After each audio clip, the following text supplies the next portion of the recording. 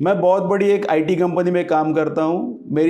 मेरी कंपनी ने मेरे लिए एक हेल्थ इंश्योरेंस की पॉलिसी निकाल के दी है, तो मुझे इंश्योरेंस की ज़रूरत नहीं है। मैं पर्सनली हेल्थ इंश्योरेंस क्यों लूँ, मैं उसके लिए पैसा इन्वेस्ट क्यों करूँ या फिर वेस्ट क्यों करूँ?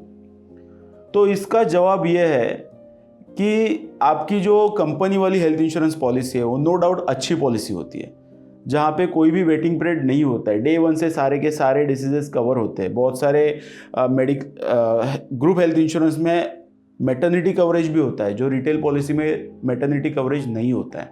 तो आज हम देख रहे हैं कि मेजॉरिटी हम जॉब स्विच बहुत बार बार करते हैं। तो आज मैं ऐसी कंपनी में हूँ जहाँ पे मेरी कंपनी मुझे हेल्थ इंश्योरेंस दे रही है, लेकिन अगर मैं नए कंपनी में गया और वो टाइम पे नई कंपनी ने अगर हेल्थ इंश्योरेंस नहीं दिया है, तो अगर क्लेम आता है तो मेरा क्या होगा? कितने सारे पैसे मेरे खुद के जेब से चले जाएंगे? That is number 1। नंबर 2, आज मैं फिट एंड फाइन हूँ, मैं अच्छी कंपनी में काम कर रहा हूँ, मुझे एक अच्छा हेल्थ इंश्योरेंस मेरी कंपनी ने दिया हुआ है। Over the period of time मुझे कोई बीमारी आती है, कोई कंडीशन मेरी चालू हो जाती है, और अगर मैं दूसरी कंपनी में जाता हूँ और ये नई कंपनी में मेरे पास कोई पॉलिसी नहीं है, तो क्या मुझे नई पॉलिसी सही समय पे मिलेगी? और अगर मिलती भी है तो वो वेटिंग पीरियड का क्या? बिकॉज मुझे प्री एग्जिस्टिंग कंडीशन तो लग गई है। तो मैं हमेशा सजेस्ट करता हूँ कि आपके पास ग्रुप हेल्थ इंश्योरेंस की कोई भी पॉलिसी हो, आप एक बेसिक 10 लाख की हेल्थ इंश्योरेंस की पॉलिसी आपके लिए और आपके परिवार के लिए हमेशा लेके रखें। बिकॉज ये चीज़ आज के तारीख में आपका 20-30 हज़ार का प्रीमियम भले ही ज़्यादा ले लेगी, लेकिन आपके फ्यूचर को अच्छी तरीके से सेफगार्ड करेगी। तो हमेशा इंसिस्ट करता हूँ, आप हमेशा आपके पास रिटेल पॉलिसी रखो।